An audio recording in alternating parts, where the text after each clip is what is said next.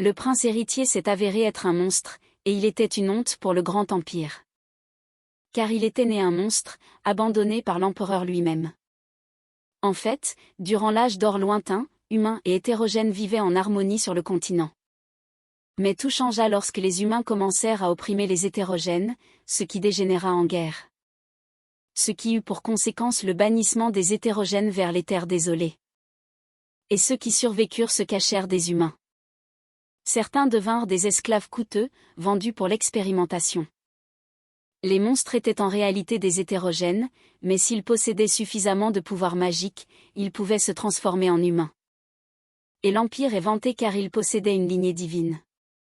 Mais il existait une théorie selon laquelle tout pouvoir ne provenait pas du sang divin, mais de la génétique des monstres.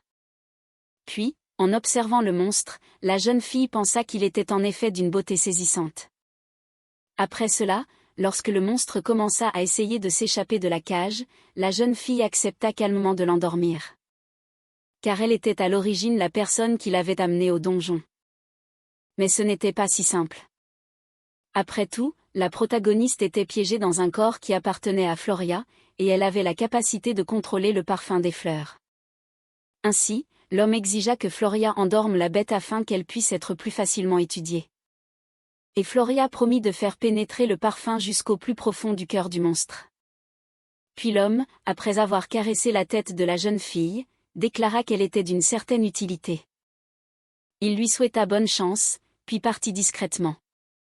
Et Floria, agitée, regarda le prince en cage et réalisa que c'était le jour où il devait la déchirer en morceaux.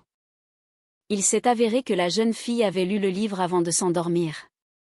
Et à son réveil, elle se retrouva dans le corps de Florius, la fille du méchant comte variant du livre. Et puis réaliser ma situation désespérée.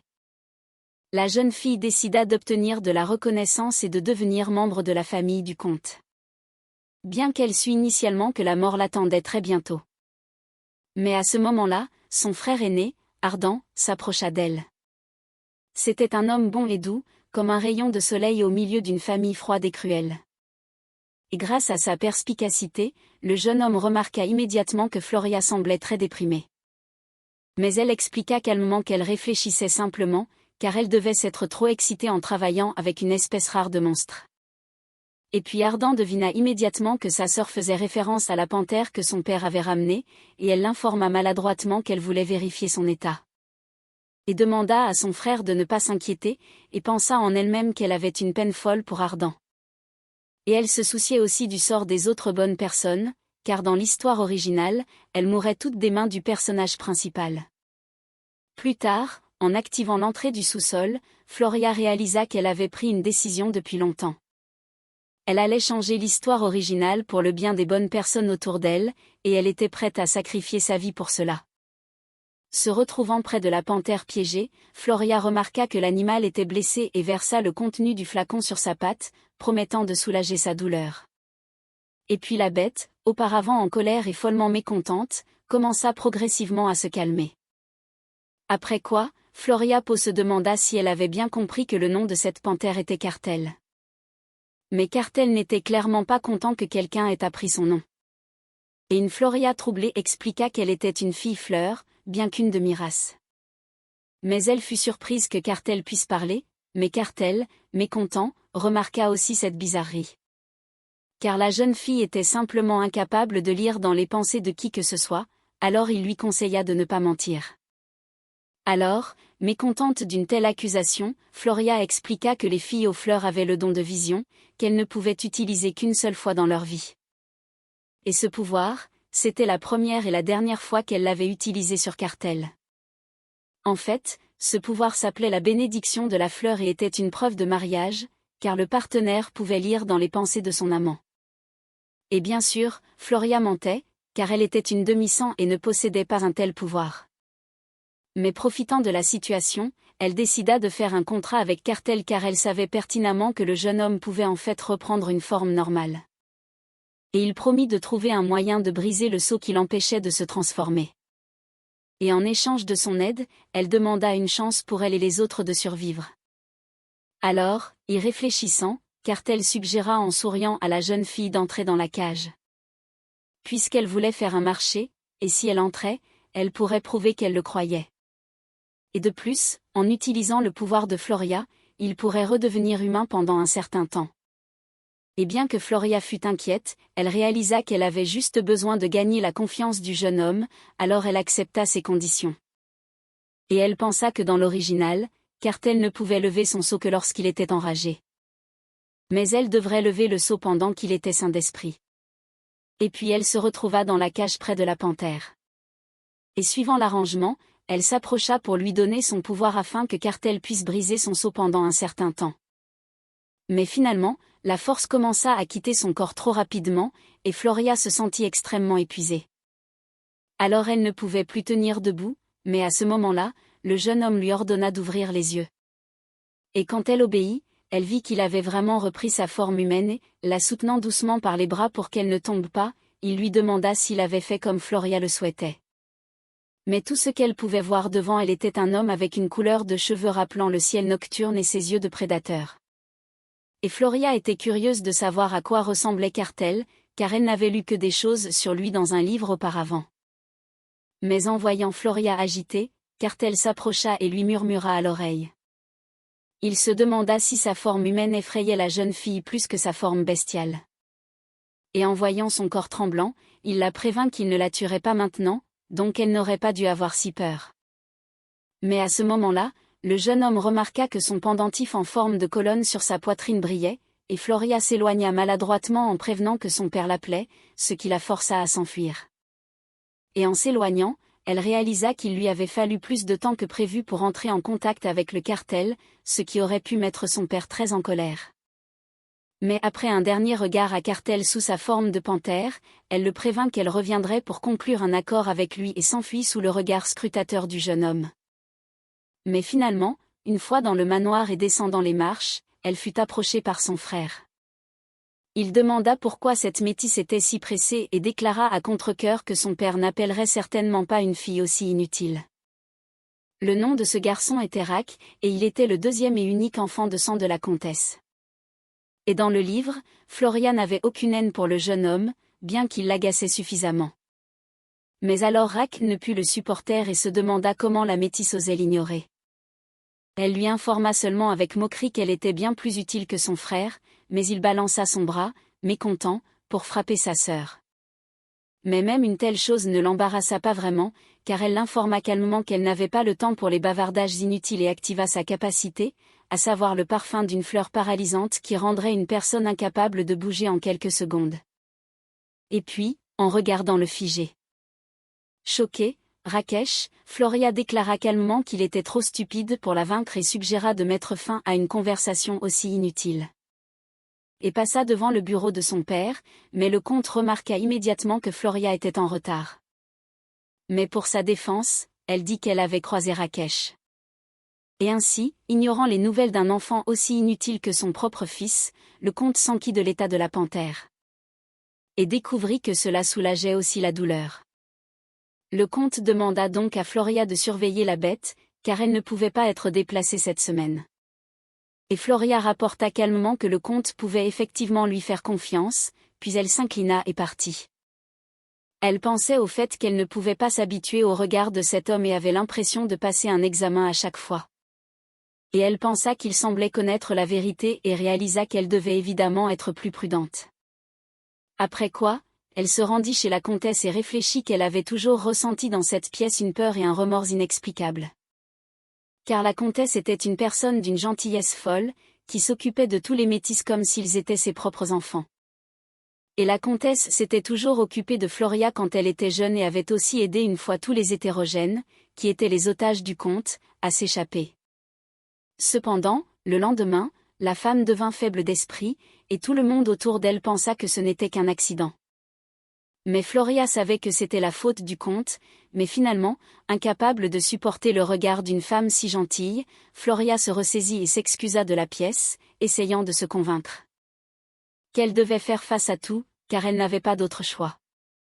Finalement, le lendemain arriva, et la jeune fille revint voir Cartel. Mais elle lui demanda la promesse qu'il ne se comporterait pas aussi impudemment que la veille.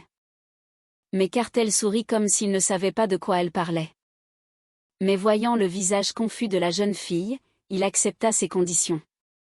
Et puis Floria entra dans sa cage, le toucha à nouveau et lui donna sa force.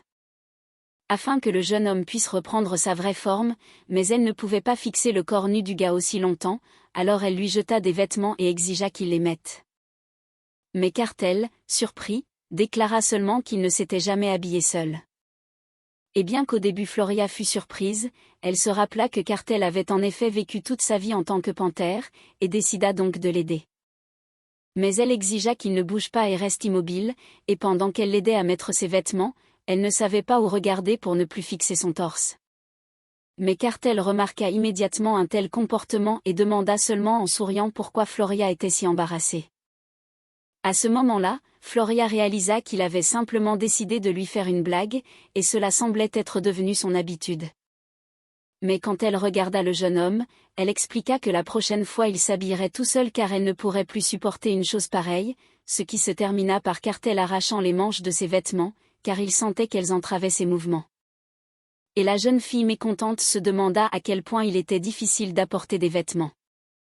Mais elle décida de poursuivre le traité et déclara qu'elle devait épouser Cartel. Mais le jeune homme pensait vraiment que la fille était folle. Mais malheureusement, Floria ne pouvait tout simplement pas admettre qu'elle n'avait pas d'autre choix. Alors elle l'informa calmement que son père ne cesserait pas de faire des expériences sur lui, et qu'à la fin il deviendrait juste fou. Et elle pensa qu'après cela, il s'enfuirait et tuerait toute sa famille. Et ce serait exactement 1 an plus tard, mais le jeune homme se demanda seulement maladroitement si Floria avait une étrange préférence pour les hommes. Mais offensée par une telle chose, Floria expliqua qu'il devait devenir un couple pour qu'elle cesse de faire des expériences. Et puisque son père était un collectionneur d'hétérogènes rares, il serait plus qu'heureux qu'il se marie afin qu'ils puissent attendre tranquillement un certain temps avant de s'échapper. Et le comte devra arrêter ses expériences. Et puis, pensivement, Cartel se demanda si c'était pour cette raison que Floria avait utilisé sur lui la bénédiction florale que l'on utilise sur les époux, et Floria se demanda seulement quand le jeune homme avait même eu le temps de savoir une chose pareille. Car elle avait dit qu'elle avait le don de voir la vérité, mais elle ne savait pas quand Cartel avait eu le temps d'apprendre que les détenteurs de ce don l'utilisaient sur leurs conjoints. Et à ce moment-là, Floria eut une honte folle car en fait elle n'avait jamais eu ce don, n'ayant pas reçu la bénédiction de la déesse. Mais Cartel remarqua immédiatement une telle agitation et exigea une explication sur la raison pour laquelle Floria avait agi de la sorte, mais elle l'informa calmement que c'était une affaire urgente et qu'elle n'avait donc pas d'autre choix. Cartel se contenta de sourire, acceptant sa réponse, mais s'apprêtait à exiger quelque chose en retour. S'approchant du visage de Floria, il exigea qu'elle ne pense même pas à le tromper, et Floria, follement confuse, comprit. Elle pouvait maintenant sentir la chaleur du souffle de Cartel sur sa peau, et tout son corps se sentait comme électrocuté. Son regard était celui d'un prédateur guettant sa proie. Les yeux de Cartel lui disaient littéralement que ce n'était pas lui qui était en cage, mais la jeune fille elle-même. Mais elle réalisa qu'elle avait choisi cette voie elle-même, et elle fut donc obligée de continuer à la suivre jusqu'à l'arrivée du personnage principal du livre. Mais reprenant enfin ses esprits, Floria attrapa le jeune homme par la chaîne et le tira plus près, exigeant qu'il lui parle d'un ton agréable et se comporte avec obéissance. Alors le jeune homme, appréciant un tel geste, intercepta la jeune fille, la serrant contre lui, l'informa qu'à partir de ce moment, leur pacte était conclu. Floria finit par retourner au manoir, où il y avait déjà un tollé à propos de Rack qui avait cassé un vase de fleurs, le préféré de son père. Et le comte, follement mécontent, déclara que son fils était vraiment inutile et qu'il ne pourrait pas récupérer ce que Rack avait endommagé, même s'il vendait Rack lui-même 30 fois. Il déclara qu'il ne pouvait tout simplement pas croire que ce jeune homme était vraiment son fils. Furieux, il tendit la main vers l'arme accrochée au mur, et à ce moment-là, Ardan réalisa que leur père était désormais tout à fait maléfique. Et même capable de tuer leur frère. Et une Floria effrayée ne savait pas quoi faire, mais elle finit par couvrir son frère et demander à son père de se calmer, ce qui le rendit follement mécontent. Mais la jeune fille expliqua seulement calmement qu'il ne devrait pas gaspiller son énergie pour des choses aussi insignifiantes, mais elle se tourna mentalement vers Rack. Expliquant qu'elle ne le sauvait pas du tout parce qu'elle se fichait de ce qui lui arrivait après ce qu'il avait fait, elle ajouta avec un sourire. Elle suggéra au comte de donner à Rac une sorte d'occupation, comme diriger les égouts et prouver son utilité. Les égouts étaient l'endroit où allaient tous les déchets des expériences, et tous les déchets y étaient collectés, même si c'était un endroit très sale. C'était une tâche importante à gérer car les expériences devaient rester secrètes. Floria déclara avec un sourire que Rakesh voudrait toujours être très utile, et qu'il serait donc ravi de faire quelque chose comme ça. Et le jeune homme, regardant l'épée de son père, informa qu'on pouvait effectivement lui confier le travail et qu'il le ferait correctement. Et Floria est heureuse que son plan ait fonctionné, disant à son père qu'elle voulait parler de quelque chose d'important et se demandant si elle devait essayer de jouer sur cette émotion. Pour cela, elle fit rougir ses joues d'une timide pudeur et ajusta également son regard pour qu'il soit tremblant et très maladroit, et après tout cela, elle confessa au comte qu'elle aimerait beaucoup se marier. Et elle semblait en effet très plausible, mais en regardant autour d'elle, elle pensa qu'elle s'était attendue à une telle réaction, bien sûr. Personne ne s'était attendu à ce qu'elle dise quelque chose comme ça, mais quand Ardan demanda qui devrait être le fiancé de Florius, elle n'hésita pas à l'informer que ce devrait être le monstre de la grotte. À savoir, l'énorme panthère que leur père avait ramené. Mais en voyant le visage anxieux du comte, Floria réalisa qu'elle devait trouver quelque chose d'urgence, alors elle l'informa calmement qu'elle agissait par désir d'aider son père. Car il y avait une légende selon laquelle les fleurs attiraient la bête, et cela s'avéra vrai, et elle était donc sûre de pouvoir définitivement apprivoiser cette panthère. Et expliqua au comte, qui ne comprenait toujours pas le souhait de sa fille, que leur famille détenait la faiblesse de la royauté, car le cartel était un secret de la famille royale qui ne devait pas être révélé. Et expliqua qu'elle pouvait transformer ce monstre en humain. Après tout, il était une fois une légende selon laquelle si un monstre possédait suffisamment de pouvoir magique, il pouvait retrouver sa forme humaine. Et bien que le cartel fût enfermé dans une cage parce qu'il était né sous forme animale, il était toujours de sang royal. Et s'il peut retrouver sa forme humaine, alors l'équilibre des pouvoirs dans tout le pays changera, et l'empire entier sera divisé en écoles divines et démoniaques. Les adeptes des écoles divines croient en l'origine divine de la famille royale et sont des dévots de l'autorité traditionnelle, contrairement aux adeptes de l'école démoniaque, qui conservaient la littérature interdite. Et la connaissance d'autres royaumes, et cette littérature détenait des secrets, de sorte que l'idéologie principale de l'école démoniaque était interdite dans l'Empire. Cependant, sans l'autre camp, l'Empire ne pouvait pas se développer, et cela représentait une menace. Et aussi, Floria se souvint de la pierre magique qui avait été présentée comme un don de Dieu. Mais finalement, rassemblant ses pensées, elle promit au comte qu'elle lui assurerait la vie de la famille royale. Et elle se souvint que l'impératrice, qui avait donné naissance au cartel, était très faible et mourut. L'impératrice avait fait une fausse couche, ce qui l'avait conduite à être déchue de son titre et pendue. Mais ce n'était qu'une intrigue et cela avait été fait pour cacher l'existence du cartel. Et puis en y réfléchissant, le comte admit qu'il ne s'était même pas attendu à ce que cette panthère se révèle être un cartel. Mais il se demanda pourquoi Floria n'était pas venue le voir dès qu'elle avait commencé à deviner quelque chose de pareil.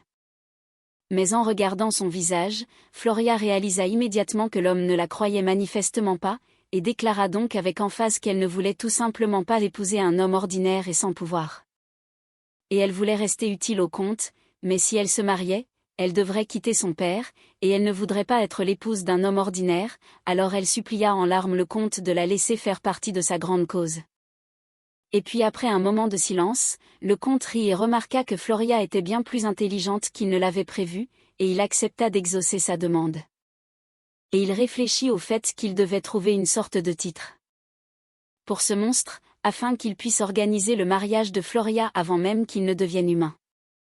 Et il décida qu'un titre royal d'un pays d'outre-mer lui conviendrait, et Floria le remercia. Et elle pensa qu'un tel titre serait parfait car cela ressemblerait à une alliance entre pays. Le monstre cartel n'était pas digne du titre de son mari, mais Ardan ne put s'empêcher d'intervenir dans la conversation. Et arrêtant son père, il demanda s'il était sérieux de donner Floria en mariage à un animal, et Floria, choquée, comprit qu'un tel comportement ne lui ressemblait clairement pas. Ardan, d'habitude calme et silencieux, mais le garçon continua la liste malgré le fait que le comte avait clairement indiqué que tout était déjà décidé. Et puis son pendentif lui brûla la peau avec une grande force, ce qui le rendit immédiatement très malade, et il commença à suffoquer. Et le comte rapporta calmement qu'il avait averti ses enfants de ne pas le contrarier. En fait, l'anneau du comte était connecté au pendentif que Floria possédait, ainsi que ses 3 frères. Et ces pendentifs étaient l'instrument par lequel le comte les convoquait à son bureau et faisait également disparaître leur entraînement. Et les pendentifs étaient les principales raisons pour lesquelles ils ne pouvaient pas sortir de ce château car ils étaient impossibles à retirer et ils indiquaient leur position. Et puis Floria se souvint comment le comte avait une fois activé ce pendentif sur elle aussi et avait laissé son fils la regarder souffrir, expliquant qu'il était la cause de son bien-être. Et c'est à partir de ce moment qu'Ardan réalisa dans quel endroit terrible il se trouvait, mais le comte continua calmement. Expliquant qu'il confiait le reste des préparatifs à Floria, elle promit calmement de ne pas le décevoir. Bien que mentalement, elle se demanda à quel point il était une personne effrayante et horrible en général, en fin de compte. Une fois que Floria eut la permission du comte, il lui fut plus facile de venir à la grotte voir Cartel, et les expériences sur lui furent arrêtées. Afin que dans quelques jours, tout le monde autour d'elle connaisse la nouvelle de son mariage. Et Cartel, surpris, réfléchit qu'il ne s'était pas du tout attendu à ce qu'une fille aussi talentueuse renverse la situation. Mais Floria a joyeusement rapporté qu'elle tirait toujours le meilleur parti des choses quand elle décidait finalement de faire quelque chose. Depuis ce jour, de nombreuses choses et nécessités avaient été ajoutées à la grotte, et Floria était donc heureuse d'avoir réussi à tromper son père. Mais elle était inquiète car la situation avec son frère Ardan n'était pas des meilleures. Son frère était inhabituellement têtu et ne pouvait accepter la décision de sa sœur, mais elle ne pouvait pas lui révéler ses plans, ce qui la mettait mal à l'aise. Mais finalement, la jeune fille regarda calmement Cartel et lui demanda de lui obéir devant les autres, car il serait dangereux si son père ou ses frères venaient à soupçonner quelque chose. Mais à ce moment-là, Cartel sentit quelqu'un descendre vers eux, et Floria se demanda si ce pouvait être son père, bien qu'il n'ait donné aucun avertissement de sa venue. Mais quand elle vit un homme aux cheveux argentés brillants et aux yeux pointus et relevés, de la couleur d'un ciel clair, elle réalisa immédiatement que c'était son frère Rikal. Il était le fils aîné de la famille, et Floria, inquiète, ne comprenait pas quand il était revenu ni pourquoi il était entré dans la grotte immédiatement après son arrivée. Mais sans trahir sa surprise, elle courut vers lui et lui demanda pourquoi il était revenu si tôt et comment il avait passé son temps dans la capitale. Et elle pensa au fait que Rikael n'était pas décrit avec précision dans le livre, car il était le personnage qui obéissait aux ordres de son père. Et Floria n'avait jamais été capable de le reconnaître, même s'ils vivaient ensemble. Mais en suivant finalement le regard de Rikael, Floria réalisa qu'il était venu voir le monstre. Et Rikael se demanda si elle avait vraiment décidé d'épouser le monstre. Mais Floria expliqua calmement qu'il n'était pas un monstre, mais un prince et qu'il serait bientôt son mari. Mais en regardant la panthère, Rikael déclara qu'il ne ressemblait pas du tout à un humain et qu'il était simplement un animal d'une taille énorme. Mais Cartel se demanda seulement avec un sourire si ce moineau n'avait aucun sens de la peur. Effrayée à mort par un tel commentaire, Floria se rappela que personne d'autre qu'elle ne pouvait entendre la voix de Cartel. Mais elle ne comprenait pas comment Cartel avait compris que Rikael était bien de la race des oiseaux et qu'il avait le sang de rares faucons argentés qui coulait en lui. Et donc, même si Floria ne comprenait pas comment Cartel connaissait les origines de son frère, l'appeler un moineau était clairement trop irrespectueux. Mais Rikael demanda calmement, Floria ne s'en soucierait-elle pas même si elle devait partager le même lit avec un tel monstre, mais elle l'informa calmement qu'il n'y aurait aucune difficulté à le faire quand il deviendrait humain, mais incapable de supporter une telle chose. Raquel dégaina son épée, déclarant que dans ce cas, il devait résoudre ce problème avant que Cartel ne puisse se transformer en humain. Et puis, essayant de dissuader son frère, Floria vit à quel point son regard était déterminé à ce moment-là et ne comprit pas comment il pouvait même tuer une partie de la collection de son père. Car cela signifiait littéralement défier son père lui-même, mais il semble que Cartel n'ait pas du tout été surpris par une telle chose et était déterminé à se battre. L'informant qu'il allait maintenant apprendre à cet oiseau à voler, et une Floria troublée réalisa qu'elle devait absolument les arrêter, mais ne savait pas par où commencer. Mais l'instant d'après, elle réalisa avec un sourire qu'elle connaissait un moyen, mais n'était pas sûre de son efficacité. Et ainsi elle cria sur Cartel, puis sur son frère et les fit s'arrêter tous les deux. Et les deux gars furent si choqués qu'ils s'arrêtèrent immédiatement, mais le frère surpris demanda si Floria avait donné un nom à un tel monstre. Ce à quoi elle expliqua calmement qu'elle ne pouvait pas l'appeler juste un monstre tout le temps, mais qu'Artel n'aimait pas le nom qu'il avait inventé car il ne comprenait pas pourquoi la fille ne l'appelait pas par son nom habituel, mais lui donnait un surnom comme un chat de compagnie. Mais elle réalisa que la situation entre les gars pouvait dégénérer, elle laissa Cartel sans explication. Et elle demanda à son frère de partir le premier. Mais à ce moment-là, ils furent rejoints par un oiseau qui accompagnait toujours Rikael. Son nom était Pi, et la jeune fille ne put donc pas résister. Et salua joyeusement le petit ami. Et même Rikael lui-même semblait heureux de voir sa sœur. Bien que Floria ne comprenait toujours pas comment il avait appris la nouvelle de son mariage si rapidement. Puisque les rumeurs n'auraient pas pu atteindre la capitale si vite. De plus, il était venu à la grotte et savait évidemment que Rikiel était ici. Mais l'instant d'après, Floria remarqua que son frère ardent était à la fenêtre. Et des spéculations commencèrent à s'insinuer dans son esprit. Mais quand même, lorsque Rikel tenta de demander si Floria allait vraiment épouser ce monstre, elle la prévint calmement qu'elle ne dirait rien à son père concernant la tentative de Rikel de blesser la panthère. Mais à ce moment-là, elle se retourna et regarda le jeune homme car il lui sembla aussitôt qu'il agissait étrangement, comme s'il retenait ses émotions. Mais c'était le soir du même jour, et Floria était maintenant dans sa chambre, et la femme de chambre s'occupait de sa coiffure. Floria avait des yeux rouges rubis, des cheveux d'un rose éclatant qui se développaient, et un visage d'une beauté délicate, ne déparant pas les roses. Et elle ne s'était toujours pas habituée à sa propre beauté. Quand Floria fut tout à fait prête, elle descendit pour prendre part au dîner officiel et s'excusa de son retard, car elle était tout à fait habituée au dîner de famille formel. Mais elle tourna immédiatement son attention vers Ardent et réalisa alors que son frère était probablement encore sous le choc de sa déclaration, car il ne pouvait finalement pas accepter le mariage de sa sœur bien-aimée avec une bête. Quand tout le monde fut réuni, le comte annonça que leur dîner officiel était dû au retour prématuré de Rikel. Puis il demanda à son fils comment il allait dans la capitale, mais celui-ci rapporta calmement qu'il observait l'adaptation de la cible. Et bien qu'ils aient essayé d'éviter les mots spécifiques, Floria devina tout de suite qu'il parlait peut-être de la licorne car il avait été créé exactement comme il est décrit dans les légendes. Mais la corne et les ailes de la créature avaient été créées par les expériences du comte, et elle ressemblait donc à une chimère de cheval. Et le comte espérait seulement que la licorne ne mourrait pas si facilement, car trop de créatures démoniaques étaient investies en lui. Alors Floria devina que le comte voulait présenter la créature au monde pendant le jour de Dieu, et ce serait très probablement comme si c'était un don de Dieu devant le peuple pour montrer que le pouvoir royal était toujours fort. Et la famille royale, comme celle de Floria, était en fait assez similaire dans sa philosophie, ce que les jeunes filles trouvèrent assez amusant puisque leur famille appartenait à l'école démoniaque. Mais le comte avertit toutes les personnes présentes qu'ils ne seraient pas au château de sitôt, car il devait assister à une réunion de la Société des magiciens. Et il avait donc laissé toutes les tâches ménagères à Rikael, et celui-ci devait s'occuper de tout en l'absence du comte. Puis il se tourna vers Floria et la prévint qu'il ne manquerait pas de lui parler du mariage après la réunion, et elle remercia son père joyeusement. Mais après avoir regardé ses frères, elle se demanda si elle comprenait pourquoi Ardent agissait ainsi, mais elle ne comprenait pas ce qui était arrivé à Rikiel. Lui aussi semblait inquiet, mais le comte fit calmement remarquer qu'il devrait également inviter des parents, et qu'il serait bon de transformer la panthère en humain dès que possible. Et Floria promit qu'elle ferait de son mieux.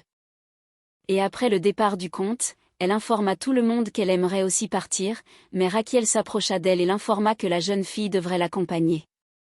Et puis, regardant ses frères avec inquiétude, Floria ne comprenait pas ce qui leur était arrivé à tous les deux, car ce comportement de la part de Rikel était en effet très soudain, mais elle finit par deviner que cela avait peut-être un rapport avec le cartel et ce qui s'était passé entre eux.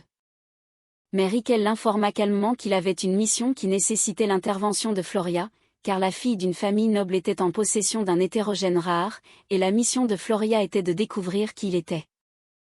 Et Floria n'était même pas surprise, après tout, il n'était pas étrange dans la haute société que les gens acquièrent des hétérogènes comme animaux de compagnie, mais il était étrange que sa famille s'y intéresse, et c'était très probablement une espèce très rare en effet.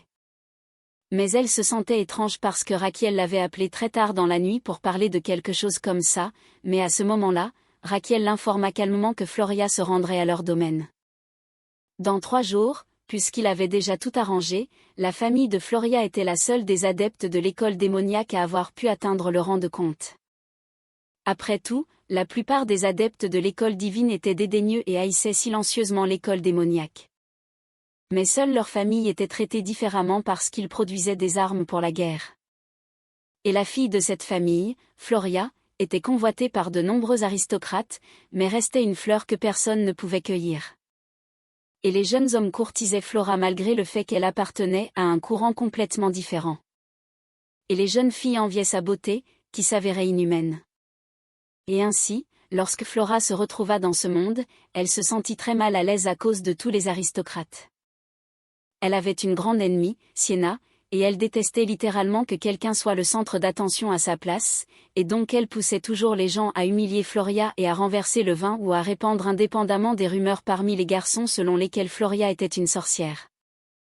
Et elle utilisait toutes sortes de moyens pour embarrasser la jeune fille, mais bien sûr, cela ne servait à rien, car l'image de Flora était très difficile à changer.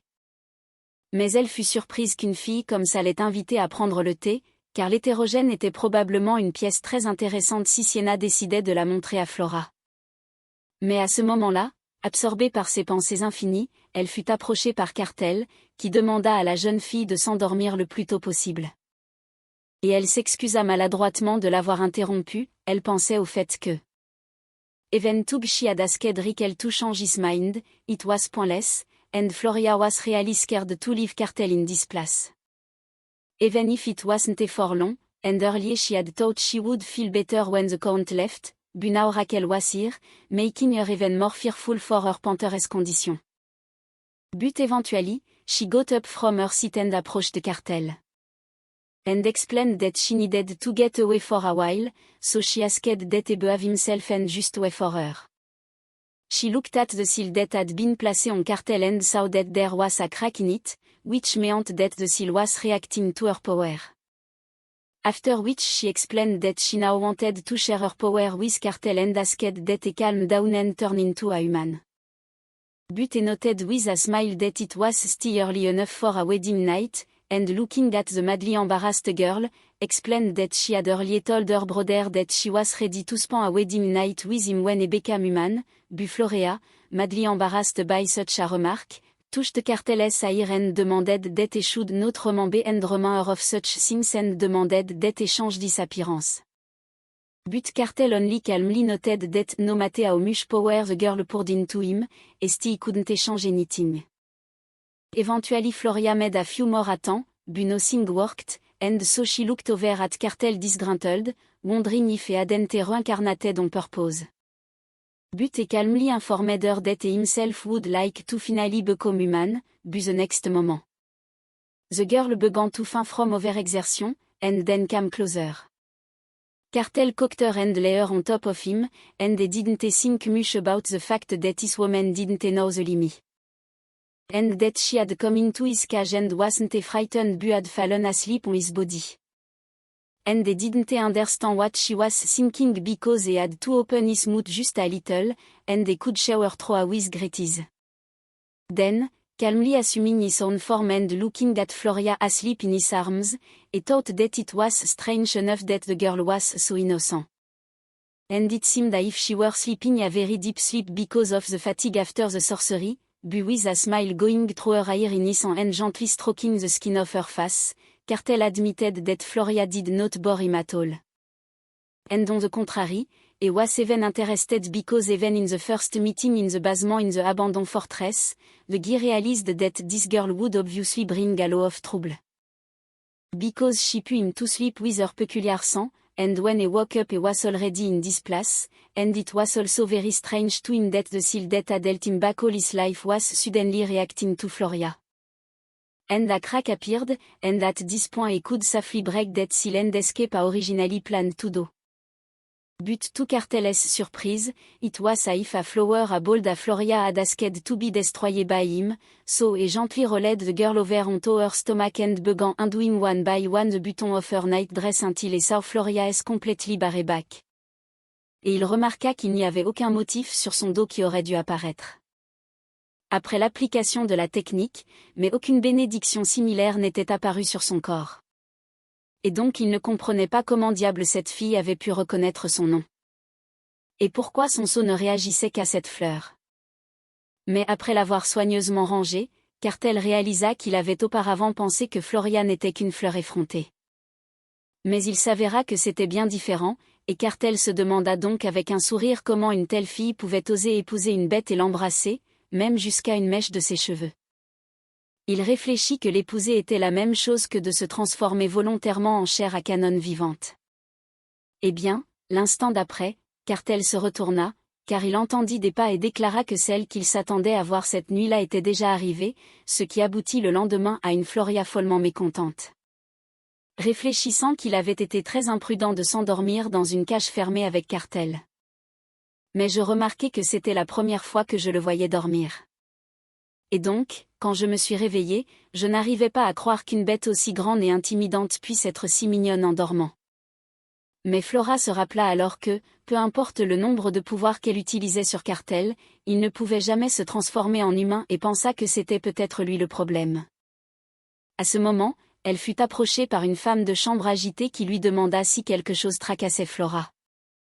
Mais la jeune fille remarqua calmement qu'elle n'avait pas permis à la femme de chambre de lui parler en premier, car s'il y avait eu le moindre inconvénient, elle l'aurait prévenu il y a longtemps. Et en regardant la femme de chambre gênée, elle pensa qu'elle détesterait faire cela à une personne aussi gentille. Mais elle craignait que quelque chose ne lui arrive. Elle ne peut pas accorder plus d'attention à quelqu'un qu'elle ne le devrait, car le majordome le remarquerait, et elle serait remplacée par une autre femme de chambre. Et remplacer cette femme de chambre signifierait sa mort prématurée. Mais il ne fallut pas longtemps avant qu'il n'arrive enfin au château du comte.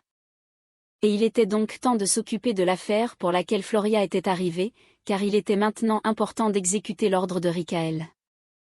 Elle se retrouva donc dans une serre en verre, connue de toute la société. Car en ce lieu étaient rassemblées diverses fleurs étrangères qu'on n'avait vues auparavant que dans les manuels, et c'était un endroit vraiment magnifique. Mais finalement, il ne fallut pas longtemps avant qu'elle ne remarque les dames réunies qui avaient convoqué Floria à table. Et Sienna déclara calmement que l'arrivée de Floria l'avait beaucoup réjouie. Mais la jeune fille ne fut pas déconcertée et avoua qu'elle était très flattée par l'invitation de Lady Sienna, car c'était un grand honneur de contempler sa magnifique serre. Mais Lady Sienna fit calmement remarquer que sa serre n'était si belle qu'en raison de l'énorme quantité d'efforts qui y avaient été investis. Mais ensuite, une servante hétérogène s'approcha, et Sienna se demanda ce que les filles pensaient d'elle. Sienna se vanta que la servante lui obéissait parfaitement, mais Floria se rappela immédiatement que les 4 djinns affichaient un grand niveau de fierté. Et ne comprit pas pourquoi Lily obéissait si calmement à tous les ordres, mais remarqua qu'elle portait un collier. Avec une pierre qui contrôlait son esprit, mais sur un hétérogène de haut rang, tel qu'un cartel, une telle chose ne fonctionnerait pas. Cependant, les pierres pouvaient être utilisées pour contrôler les créatures de niveaux inférieurs, et Floria demanda donc à Lady Sienna comment elle avait pu apprivoiser cette créature. Car l'utilisation de cette pierre était interdite, même sur de simples esclaves, car elle détruit l'esprit de celui qui la porte. Mais Sienna rapporta maladroitement qu'à l'origine, Lily avait été trop volontaire, et qu'elle avait donc fait tout ce qu'elle pouvait pour être en sécurité. Et Floria eut beaucoup de peine pour la jeune fille, car elle était littéralement regardée comme un singe dans un enclos. Mais Lady Sienna informa calmement qu'elle avait aussi d'autres animaux de compagnie et demanda à Floria si elle était douée avec les hétérogènes puisque sa famille appartenait à l'école démoniaque. Mais elle informa calmement qu'elle avait souvent dû observer de telles créatures, et alors toutes les filles autour s'étonnèrent que la famille de Floria soit incroyable. Car ils pouvaient garder de nombreux hétérogènes dans le château, et elles aimeraient venir chez Floria pour un goûter, mais à ce moment-là, offensée par une telle attention envers Floria, Sienna avoua qu'elle avait une requête personnelle pour Floria, raison pour laquelle elle l'avait invitée au goûter. Puis demanda aux autres dames réunies de garder secret ce qu'elle lui avait dit, et alors Floria devina que Sienna voulait manifestement que les rumeurs se répandent dans tout le cercle social. Après cela, elle demanda à toutes les dames de la suivre, et Floria réalisa que si même Sienna n'appelait pas les servantes, alors il y avait quelque chose de vraiment intéressant là. Mais alors Sienna. Elle a elle-même admis qu'elle était en fait très spéciale, différente, issue d'une race rare. Et donc, cela a causé beaucoup de problèmes. Floria sentit l'odeur du sel, comme s'ils étaient au bord de la mer. Et l'instant d'après, elle vit un reflet d'eau.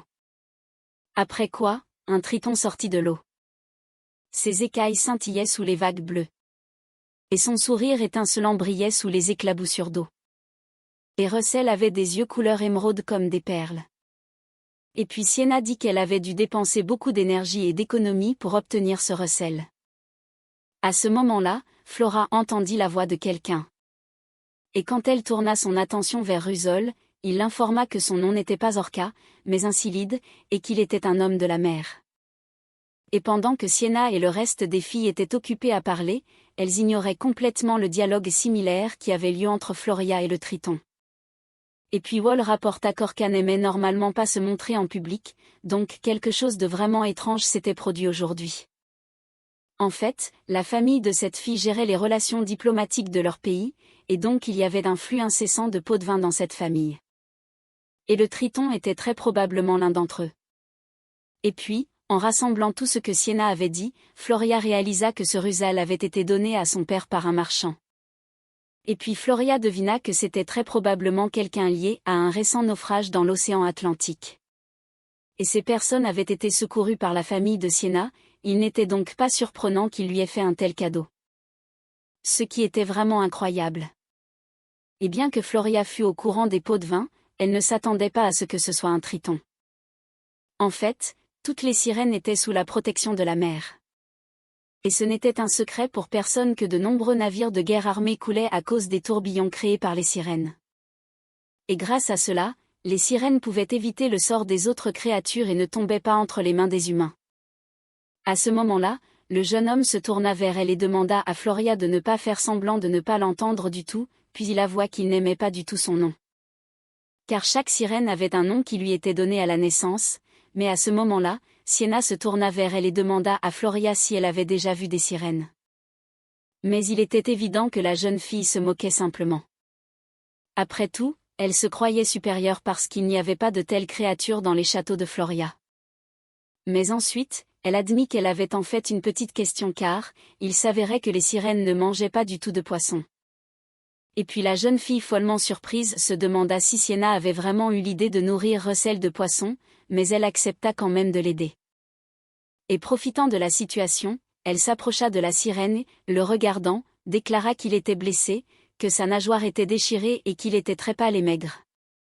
Mais la sirène dit que les gens ne l'avaient pas blessé car quand il s'était réveillé, il était déjà là. Et puis Floria pensa que le marchand avait peut-être attrapé le Ruslan blessé exprès et l'avait donné à Sienna, et Sienna, inquiète, avoua que le garçon était blessé, mais qu'il n'avait rien mangé. Alors il devenait de plus en plus maigre et mécontent. Floria ne comprenait pas comment il était possible d'amener une créature chez elle sans même savoir comment la soigner et la nourrir. Mais elle dit calmement que les sirènes ne mangent pas de poisson. Puis elle s'approcha d'une des nobles femmes et complimenta ses boucles d'oreilles en perles, et demanda si elle pouvait les prendre. Puis, s'approchant de la sirène, elle lui donna une perle, et il remercia mentalement la jeune fille pour de si délicieuses friandises. Et Floria, se tournant vers Sienna, expliqua calmement que les sirènes se nourrissent de perles, et c'est pourquoi le jeune homme avait tant maigri parce qu'elle avait essayé de le nourrir de poisson. À ce moment-là, un chat apparut de nulle part et sauta sur Floria, la poussant dans l'eau avec ses pattes. Et elle perdit l'équilibre et commença à tomber dans la piscine. Mais avant de tomber, Floria remarqua clairement le visage de Sienna et comprit la raison pour laquelle cette fille l'avait menée à la piscine. Mais quelque chose d'étrange se produisit car la jeune fille fut repoussée comme par magie pour l'empêcher de tomber dans l'eau. Et puis les aristocrates autour d'elle pensèrent à quel point c'était gentil que la sirène ait sauvé Floria. Et elle déclara seulement avec un sourire qu'elle semblait beaucoup aimer la créature, même si elle savait qu'il n'avait rien fait. Puis, en passant près de Sienna, elle nota qu'elle l'avait suffisamment aidée et réfléchit qu'elle n'avait jamais utilisé les dons de la fleuriste sur des gens ordinaires auparavant. Mais il lui semblait qu'un petit caprice ne pouvait guère lui faire de mal. Floria finit par partir. Au son des aristocrates inquiets qui ne comprenaient pas ce qui était arrivé à Lady Sienna. Mais une fois dans le carrosse, Floria ne comprenait toujours pas qui avait créé le feu sombre qui l'avait aidé à garder son équilibre. Mais à ce moment-là, elle se souvint que dans le livre, une seule personne le dirigeait, et c'était le cartel. Mais cela ne pouvait littéralement pas être ça. Finalement, elle rentra chez elle, et Rikail l'attendait, s'attendant à ce que Florie lui fasse un rapport. Et elle expliqua calmement que les marchands étaient impliqués dans l'affaire, eux qui avaient soudoyé le comte en donnant à sa fille la Rusalka blessée. Mais elle prévint qu'il serait assez difficile de la déplacer puisque les sirènes ne peuvent pas rester longtemps hors de l'eau. D'autant plus qu'ils n'avaient pas une source assez grande. Pourtant, en fait, en ce moment même, le jeune frère de Floria, Veli, était à la frontière du pays pour être en contact avec les marchands d'esclaves, qui poursuivaient les hétérogènes. Car Vela était chargé de transporter les hétérogènes et les monstres rares au château. Mais bien sûr, ce n'était pas le seul devoir. Mais Floria savait que son petit frère devrait être de retour bientôt. Mais à ce moment-là, Raquiel déclara calmement que même s'il était un peu en retard, rien n'arriverait à la sirène. Dès que Vela serait de retour, ils devaient aller ensemble ramener les sirènes chez elle. Après quoi, il sembla vouloir ajouter autre chose, mais expira calmement et dit que Floria pouvait déjà partir. Finalement, Floria commença à descendre vers Cartel. Mais quand elle regarda autour d'elle, il ne bougeait pas. Et ainsi la jeune fille se demanda s'il dormait. Mais l'instant d'après, elle réalisa qu'il s'était toujours réveillé plus tôt. Et ainsi, se souvenant de l'intention de Raquiel, elle pensa qu'il avait peut-être fait quelque chose à Cartel. Pendant qu'elle était partie, elle entra en tremblant et commença à caresser sa fourrure, suppliant Cartel de se réveiller. Mais il ouvrit les yeux doucement, et puis, en le regardant, Floria se demanda s'il souffrait. Mais il admit qu'il souffrait en effet d'une douleur insupportable. Puis il reprit sa forme humaine, dominant Floria, et déclara que son cœur lui faisait mal. Car la jeune fille l'avait laissé dans un tel corps, et il avait goûté à la solitude pendant si longtemps. Mais une Floria choquée regarda Cartel et se souvint qu'il avait précédemment affirmé ne pas pouvoir se réincarner. Et se demanda comment cela avait pu arriver. Mais il regarda Floria calmement, passant ses mains le long de son cou délicat, admit que c'était Floria qui devait savoir s'il pouvait se réincarner ou non. Car il ne pouvait pas le faire à volonté. Après quoi Cartel admit que Floria était en fait d'une beauté folle, et elle détourna la tête, gênée, lui demandant de ne pas lui dire de telles choses. Mais à ce moment, il prit sa main dans la sienne et mordit le doigt de Floria, après quoi il commença à lécher doucement la blessure et demanda à la jeune fille de ne plus venir à lui avec l'odeur d'un autre homme. Car il était dégoûté, mais elle n'était que gênée, retirant sa main à contre-cœur et exigeant que Cartel ne se comporte pas ainsi, car il n'était pas un chien et exigea qu'il mette ses vêtements. Mais Cartel dit calmement que bien qu'il ne soit pas un chien, il avait d'un bon odorat. Il pouvait sentir l'odeur du poisson de mer émanant de la jeune fille. Puis, une Floria embarrassée avoua qu'elle était allée régler des affaires de famille et qu'elle avait brièvement rencontré une sirène. Mais ensuite, elle réfléchit au fait que Cartel n'avait aucun contrôle sur sa réincarnation, et qu'il y avait une difficulté à cela. Car une telle hétérogénéité des réincarnations indiquait que le flux de sa magie ne correspondait pas au sceau. Et elle ne savait pas si c'était une bonne ou une mauvaise chose, alors elle avait deux hypothèses. Soit la magie du sceau finirait par s'affaiblir d'elle-même, soit le sceau lui-même se nourrissait de sa magie et la lui retirait. Et Floria réalisa que ce serait beaucoup plus facile si le sceau était électrique, car elle pourrait alors le briser facilement. Mais elle demanda au garçon de la rejoindre et d'essayer de trouver un moyen de se débarrasser du sceau avant le retour de son père. Mais l'instant d'après, elle vit que le gars, au lieu de mettre la cape, l'avait simplement enroulé autour de sa taille. Et ainsi, une Floria mécontente cria sur Cartel, expliquant qu'il n'aurait pas dû faire ça, après quoi elle réalisa elle-même maladroitement qu'elle agissait comme si elle réprimandait un animal. Mais Cartel remarqua seulement avec un sourire que si Floria allait l'entraîner, elle aurait dû lui donner une récompense, car comme elle le demandait, il l'avait attendue tranquillement et calmement et avait porté un morceau de tissu si désagréable. Et puis Floria avoua que Cartel était vraiment très docile, à tel point qu'elle avait d'abord cru qu'il était mort. Mais elle ne réalisa pas quelle récompense le garçon voulait d'elle, et tout ce à quoi elle put penser fut de toucher ses cheveux et de les caresser.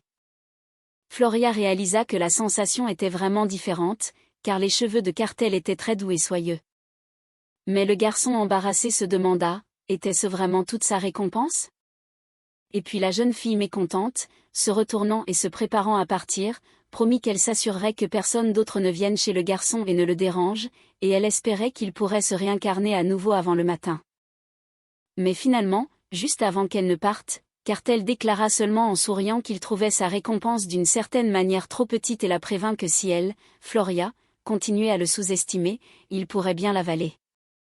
Et il réfléchit qu'il ne restait plus beaucoup de temps avant qu'il ne puisse se libérer de ses chaînes. Et alors toute la magie qui entrait et sortait, grâce au sceau, se rassemblerait en lui, et auparavant le sceau avait bloqué tout accès à sa magie.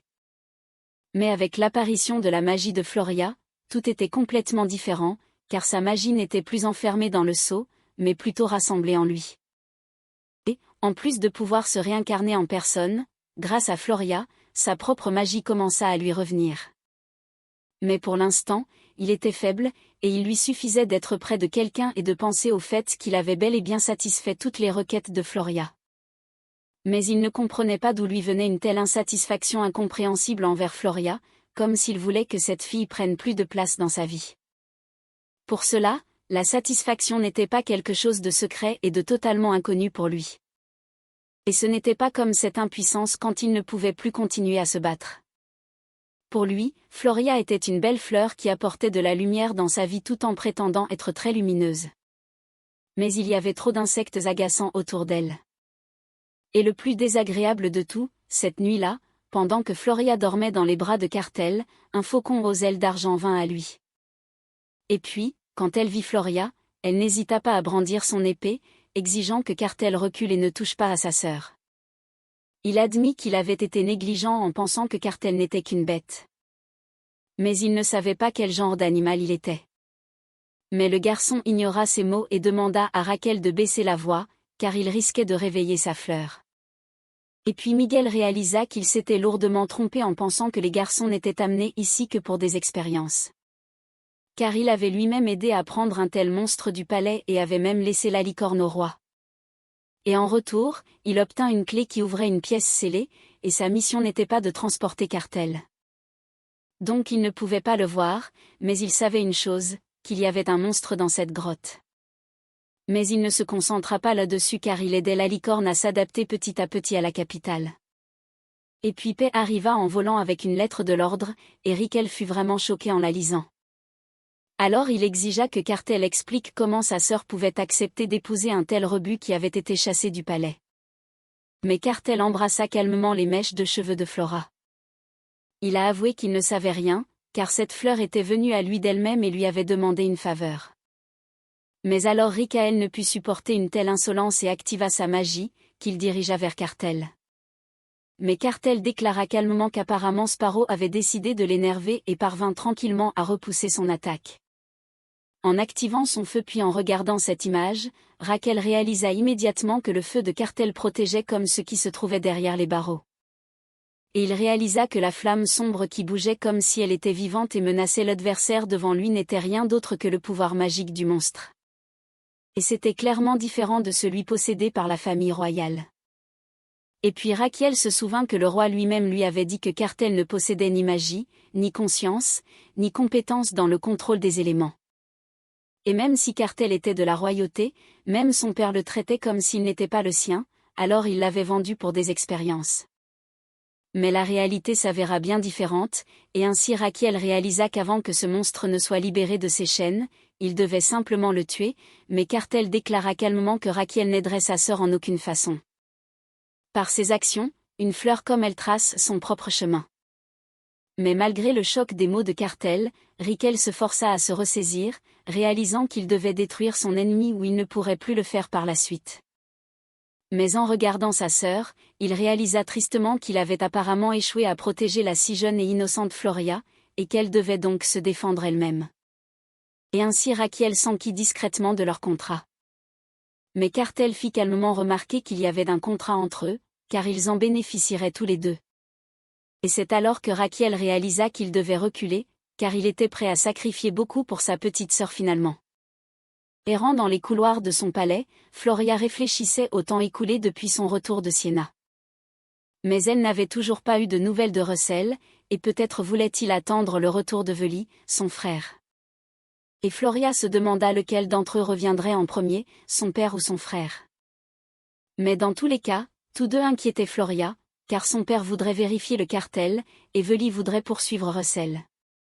Elle devrait donc quitter la maison, mais la réincarnation de Cartel était instable, et le sceau absorbait toujours bien la magie de Floria. Et elle ne comprenait pas à quoi était liée l'instabilité, et Floria craignait aussi que le jeune homme ne se réincarne au moment le plus inattendu. Et Floria aurait aussi aimé que Cartel reste habillée lors de sa réincarnation, et qu'elle n'ait pas à voir son corps nu à chaque fois et à brûler de honte. Mais à ce moment-là, elle entendit une voix aussi légère et douce que le vent et follement familière, mais cela faisait longtemps que Flora n'avait pas pu entendre la voix d'Ardan dernièrement. Et puis le jeune homme sourit d'un air hagard et admit qu'il aimerait vraiment parler à Flora. Et à son visage, la jeune fille comprit immédiatement qu'il était apparemment toujours préoccupé par son mariage. Et il semblait s'être beaucoup affaibli. Floria pensa à proposer à Ardan une petite promenade dans le jardin. Mais il s'avéra que le majordome lui avait déjà confié la tâche. Le majordome était le confident du comte et leur confiait donc souvent différentes tâches. Et Ardan était toujours chargé de traquer les traîtres, car il avait le don d'entendre la voix des arbres. Et en interrogeant n'importe quel arbre, il pouvait découvrir tout ce qu'il avait entendu et vu.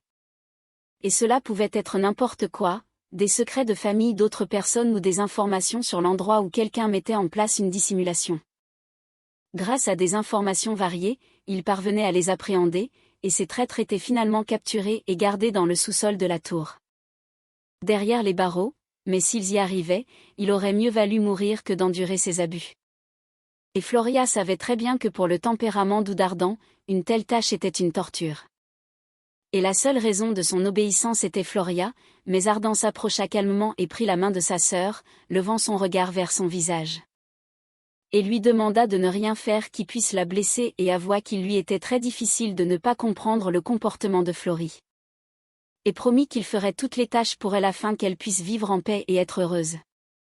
Et puis, en regardant son frère, Flora remarqua que ses mains tremblaient encore, car il craignait plus de tuer que toute autre chose au monde.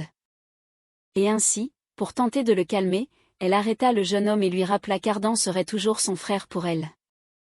Peu importe ce qu'elle faisait, peu importe où elle était, et cette phrase prononcée dans un lieu où les mensonges régnaient était vraiment sincère. Et ainsi, quand son frère accepta ces paroles, Floria demanda à Ardan de la croire et d'attendre patiemment. Flora se rendit au jardin de fleurs où elle avait voulu aller auparavant, mais elle continuait de s'inquiéter pour Ardan. Car il lui était difficile de faire de telles courses, mais à ce moment-là, le jeune frère de la fille entra, ne comprenant pas où Flora était allée, et il criait en la cherchant. Mais ensuite, il se rappela qu'il avait oublié de prévenir de quelque chose, alors il se tourna vers l'hétérogène et expliqua à la servante que tout ce qui concernait l'hétérogène serait sous la responsabilité des domestiques, car il en avait vraiment marre. Mais quand ceux-ci commencèrent à réprimander le jeune homme pour son comportement, honteux pour les membres de la même espèce, il ne fit que jeter un coup d'œil en arrière et le fit hurler d'horreur. Puis il reprit sa vraie forme, et ses doigts devinrent beaucoup plus longs, et ses ongles se transformèrent en griffes prêtes à déchirer la gorge de quelqu'un en quelques secondes. Mais quand il entendit les pas de sa sœur, il retrouva immédiatement sa forme habituelle, courant vers elle, se jeta dans les bras de Floria car elle lui manquait énormément. Et elle le félicita pour son retour, mais avant de partir, elle examina les prisonniers qu'elle avait ramenés et remarqua qu'ils portaient des vêtements en lambeaux et que leurs corps entiers étaient parsemés de marques. Et elle vit leurs regards remplis de rage, mais remarquant l'attention si particulière de Floria envers les captifs. Vela suggéra qu'ils partent le plus tôt possible et se reposent, et finalement ils le firent. Mais plus tard, le jeune frère confessa à sa sœur que, bien qu'il veuille se laver, il était très mal à l'aise car il ne voulait pas se séparer de Floria. Et elle, lui caressant les cheveux, lui demanda de se laver le plus vite possible et de revenir vers elle, et elle promit de l'aider à se sécher les cheveux. Puis, seule, Floria admit qu'envoyer son petit frère à la salle de bain n'avait pas été facile et qu'elle s'était manifestement détendue et ne s'attendait pas à ce qu'il revienne si tôt. Et se souvenant du garçon dans le livre, Veli avait l'apparence d'un enfant doux, mais son caractère était d'une cruauté insensée, il aurait donc pu facilement tuer Floria. Et à la suite des expériences menées sur le garçon, sa force physique était bien supérieure à celle de ses autres proches, il y eut donc de nombreuses victimes qui furent trompées par son joli visage et y perdirent la vie. Mais heureusement pour Flora, son frère la traitait très bien, et c'est un enfant qui fait vraiment confiance à ses paroles et les prend trop au pied de la lettre. Et elle se souvint s'être assise avec son frère un jour et avoir vu un magnifique papillon, et il ne s'était même pas écoulé un jour avant que mon frère n'attrape et n'apporte des milliers de papillons. Mais ce n'était que le début. Il y eut aussi une situation où un homme égorgea l'une des servantes à cause de son erreur, et Floria avait encore peur de se souvenir du visage ensanglanté de son frère qui lui demandait de le féliciter. Bien sûr, ils avaient déjà convenu que le garçon ne le referait plus, mais cela n'a pas été sans conséquence. Mais à ce moment-là, Veli revint et annonça joyeusement qu'il voulait que sa sœur lui sèche les cheveux. Après quoi, Floria fit remarquer qu'il devrait aussi rencontrer le reste de la famille par la suite, mais Vela se blottit contre Floria et avoua qu'il ne voulait que la compagnie de sa sœur. Puis il confessa que, étant revenu de loin, il était très fatigué. Alors il demanda à Floria de dormir avec lui une nuit, et en voyant son visage suppliant, la jeune fille ne put refuser. Parce qu'elle savait qu'elle ne pouvait pas laisser ce bébé, elle devrait donc simplement céder à ses supplications. Finalement, la nuit, Veli, serrant sa sœur dans ses bras, confessa joyeusement qu'il avait été très gentil avec elle. Et Floria pensa que si son frère avait toujours la même apparence et le même comportement, il serait comme un véritable ange. Mais il appartenait à la race des loups qui étaient asexués, et quand ils atteignaient l'âge adulte, ils se séparaient en mâles et femelles, acquérant un corps d'adulte. Mais Veli n'était d'aucun genre, et depuis sa naissance, l'apparence du garçon était celle d'une poupée, et il fut donc enregistré comme une fille dans le registre familial. À ce moment-là, Floria se souvint et prévint Veli qu'ils auraient une autre course à faire cette semaine, et cette fois ils iraient ensemble, mais elle n'en connaissait pas encore les détails. Mais à ce moment-là, un individu furieusement mécontent se leva et annonça que dans ce cas, il irait s'informer de tout maintenant, mais quand Floria tenta de l'arrêter, Veli fit remarquer que c'était lui qui devrait s'occuper des affaires dangereuses, pas Floria. Mais elle dit que l'affaire n'était pas si dangereuse, alors ils iraient ensemble, d'autant plus que Veli pourrait la protéger tout le temps, donc elle irait certainement bien. Et puis l'enfant joyeux promit à Floria qu'il la protégerait pour que rien ne lui arrive.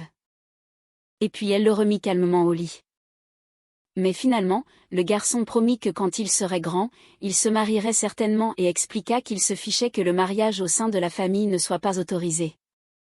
Ce qui rendit Floria très mal à l'aise car Veli parlait de quelque chose comme ça depuis qu'il avait 5 ans et maintenant il est plus âgé, mais rien n'a changé non plus. Floria était très anxieuse à l'idée que son frère découvre son mariage, alors elle décida de garder le secret. Finalement, le lendemain arriva, et la jeune fille décida d'aller au cartel, mais à la fin son frère voulut l'accompagner. Et Floria s'attendait à quelque chose comme ça, car Veli avait toujours été inséparable d'elle. La jeune fille réalisa aussi qu'elle ne pouvait pas laisser son frère seul, car il risquait de se mettre en colère et de tuer tout le monde. Alors elle essaya d'expliquer le plus calmement possible qu'elle devait partir un moment pour s'occuper du monstre qui se trouvait au sous-sol, et finalement elle réussit à convaincre le garçon.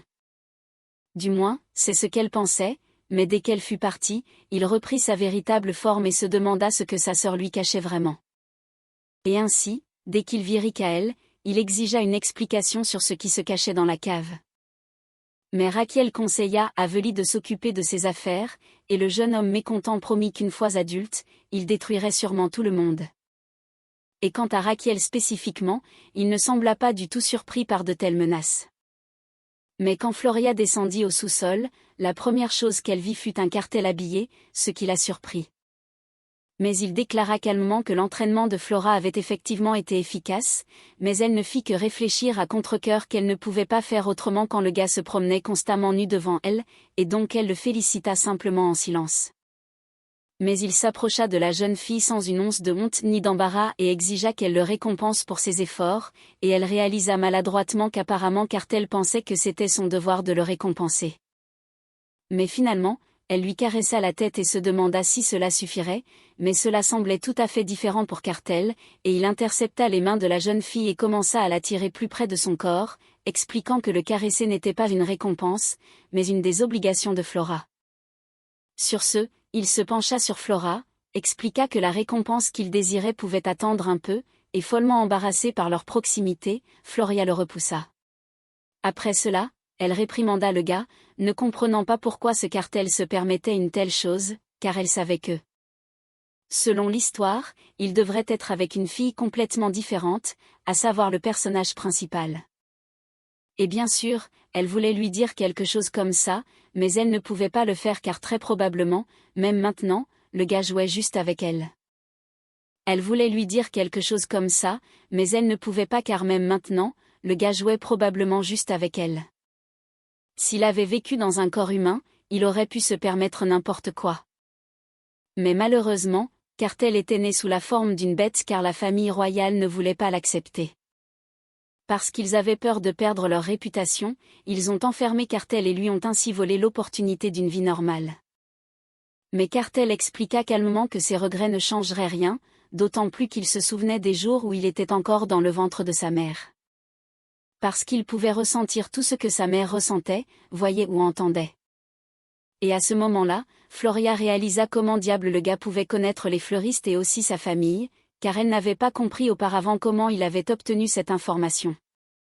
Mais à ce moment-là, Cartel admit qu'il aurait voulu arracher la gorge de l'homme qui avait accusé sa mère, car elle était tout à fait innocente.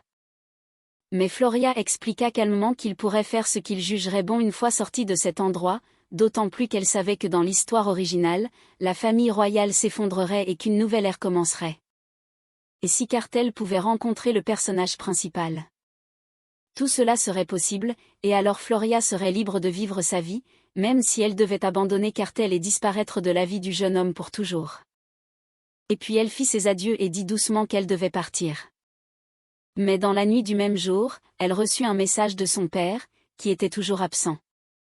Il la contacta donc de la même manière par lettre, mais Floria était contente car elle savait que le comte ne devait pas encore être au courant de l'état de Cartel. Ce qui ne signifiait qu'une chose, qu'elle pouvait attendre et ne pas parler de son mariage à Veli. Pourtant, elle finit par monter dans la calèche. Floria réalisa qu'elle s'inquiétait tant parce qu'elle avait toujours été une collectrice d'informations et n'avait jamais été impliquée dans des transports de cette nature. Lorsqu'ils arrivèrent au domaine de Siena, ils constatèrent qu'il y avait des gardes, comme il se doit pour une puissante famille aristocratique. Et il fallait attendre le moment du changement de garde. Mais Veli l'informa calmement qu'il irait le premier et ouvrirait la voie pour que Floria puisse le suivre. Car en fait, Veli ne possédait pas seulement une force physique et une agilité incroyables, car dans ses veines coulait le sang des loups noirs. Et ainsi, il avait la capacité de contrôler les ombres et l'obscurité. Le jeune homme était donc parfait pour de telles tâches, car il pouvait dissimuler sa présence, grâce à ses capacités, ils purent se faufiler à l'intérieur du manoir pendant le changement de garde. Mais en entrant, ils remarquèrent immédiatement que Lily était là, debout au milieu de la serre, vêtue de noir. Une silhouette sombre attendait les ordres de sa maîtresse, et un Veli agité ordonna à sa sœur de rester à l'écart. Mais elle expliqua calmement que cette fille n'était pas dangereuse. Et en examinant ses vêtements, Lily réalisa qu'ils étaient sales et que, très probablement, Siena venait de rejeter cette fille. Alors Floria s'approcha d'elle et lui retira le collier qui supprimait sa volonté, car elle voulait lui rendre sa liberté. Et ne comprenait pas comment Siena s'était permis de ne même pas supprimer la relation qui avait tant tourmenté l'esprit de la jeune fille. Et réfléchit au fait qu'il serait assez difficile de restaurer l'ancienne intelligence de Lily. Mais pensa au fait que les hétérogènes de la tribu des chats pouvaient devenir des chats. Et ainsi elle appliqua son don de perception, ce qui fit de Lily un chat à nouveau. Puis, caressant le chaton, elle expliqua que la jeune fille pouvait aller où elle voulait et pensa qu'elle espérait que la jeune fille pourrait vivre le reste de sa vie à l'extérieur, même sous cette apparence. Mais en regardant son frère, elle remarqua immédiatement que Vela semblait offensée, alors elle caressa la tête de son frère et expliqua que Vela n'aurait évidemment pas dû être jaloux de ce chat. Et suggéra d'aller à la piscine, puis le triton se réveilla et se demanda si quelqu'un était encore venu juste pour le regarder. Mais quand il fit surface, il vit que c'était Floria, et il fut vraiment heureux de la voir. Mais Floria regarda Russell et remarqua qu'il semblait avoir cessé de mourir de faim, mais le garçon admit que ce que Floria lui avait donné à manger était vraiment le plus délicieux. Elle remarqua le regard sur sa boucle d'oreille et admit qu'elle l'avait apporté au cas où le garçon aurait faim. Mais à ce moment-là, leur conversation fut remarquée par un garçon follement mécontent qui ne comprenait pas pourquoi Floria accordait tant d'attention à un simple poisson. Et la jeune fille essaya de le calmer car Veli avait déjà trop fantasmé. Et puis Floria, pour réconforter son frère, promit qu'il terminerait la tâche le plus vite possible, après quoi ils rentreraient à la maison et dormiraient ensemble. Et Russell déclara seulement calmement, de toute évidence, que ce garçon était un garçon loup. Mais Floria s'intéressait à autre chose, car elle regarda ses blessures aux nageoires et se demanda s'il y avait un moyen de les guérir. Il s'avéra qu'il n'y avait qu'un seul moyen, le ramener à la mer. Mais il ne savait pas si c'était possible car il comprenait ce que faisait la famille de la jeune fille. Car Sienna, qui se considérait comme la maîtresse de la sirène, parlait chaque jour de quelque chose de similaire et disait qu'ils avaient besoin de lui pour des expériences. Et demanda à la jeune fille si c'était vrai, et elle fut choquée par une telle question et ne savait même pas comment y répondre. Parce que le gars comprenait parfaitement pourquoi ils étaient venus le chercher et savait ce qu'ils allaient lui faire. Floria avait beaucoup de questions qu'elle voulait poser à Rusol, mais finalement elle n'a pas pu le faire à cause des larmes qui montaient de plus en plus et lui serraient la gorge. Et maintenant, elle ne pouvait rien demander à Rusol car elle réalisait que ses larmes ressembleraient à une comédie et rien de plus, mais l'instant d'après. Le jeune frère s'approcha et informa sa sœur que tout était prêt, puis il activa les runes. C'était un sortilège spécial utilisant des pierres magiques. Et dès qu'il fut activé, le gars s'éleva immédiatement dans les airs, enveloppé d'eau. Et Rusol fut très surpris que les gens aient appris à utiliser de telles choses, mais Floria expliqua calmement que le voyage ne lui causerait aucune souffrance car les pierres maintiendraient son corps humide. Et puis la sirène, en regardant autour d'elle, remarqua qu'il avait des jambes. Et Floria dit qu'apparemment les sirènes développaient des jambes lorsqu'elles étaient hors de l'eau. Après quoi, ils quittèrent la serre et montèrent dans la calèche. Et le frère déclara qu'il devait se dépêcher, car il souhaitait jouer avec sa sœur le plus tôt possible, et il devait donc retourner au manoir. Et Floria demanda maladroitement à son frère de prendre son temps et de conduire la calèche prudemment. C'est ainsi qu'ils finirent par partir. Et puis, assise dans la même calèche en face d'Incilide, Floria se demanda si ce gars n'avait pas résisté du tout et s'était laissé emmener tranquillement. Et elle ne pourrait pas le protéger une fois rentré à la maison car, contrairement à Cartel, ce gars serait certainement utilisé pour des expériences, et elle savait qu'il la haïrait pour cela car au moins il n'avait pas été maltraité à son ancien endroit. Mais à ce moment-là, soudain, le gars demanda à la fille de le serrer dans ses bras au lieu d'être triste, car elle n'aurait pas dû l'être autant. Et elle se reprochait tout ce qui s'était passé car il n'aurait de toute façon pas pu vivre longtemps. Puis, regardant le visage choqué de Floria, il expliqua que lorsque les sirènes s'éloignaient de la mer, elles perdaient leur force vitale. Et de plus, il était blessé, donc peu importe les efforts de ces gens, il ne pourrait pas recréer l'environnement marin dans les temps, et il ne pourrait pas survivre à cet endroit. Alors Floria se demanda si c'était la raison pour laquelle le jeune homme avait accepté de les suivre si facilement. Mais il avoua que ce qu'il voulait vraiment, c'était regarder Flora un peu plus longtemps, après quoi il serra la jeune fille dans ses bras et lui demanda si elle pouvait l'emmener avec elle. Et puis Flora, excitée, se demanda si le jeune homme voulait vraiment qu'elle le cache. Mais il ne pouvait de toute façon pas vivre longtemps sur Terre, et la mer était trop loin, mais elle ne voulait pas le conduire elle-même au château. Mais à ce moment-là, le jeune homme, touchant doucement le visage de Flora, lui demanda de ne pas paniquer car tout irait bien tant qu'ils seraient proches l'un de l'autre. Et puis, remplie d'une détermination sans faille, Floria se demanda ce qu'elle devait faire, et Azilide suggéra une issue à la situation, à savoir conclure un contrat. Et puis elle réalisa que très probablement Azilide était déjà au courant de son unique contrat, et elle se demanda si elle pouvait faire une chose pareille, mais elle accepta tout de même. Et puis le jeune homme s'approcha de son oreille, et la perle qui servait de nourriture à Rusal commença à briller.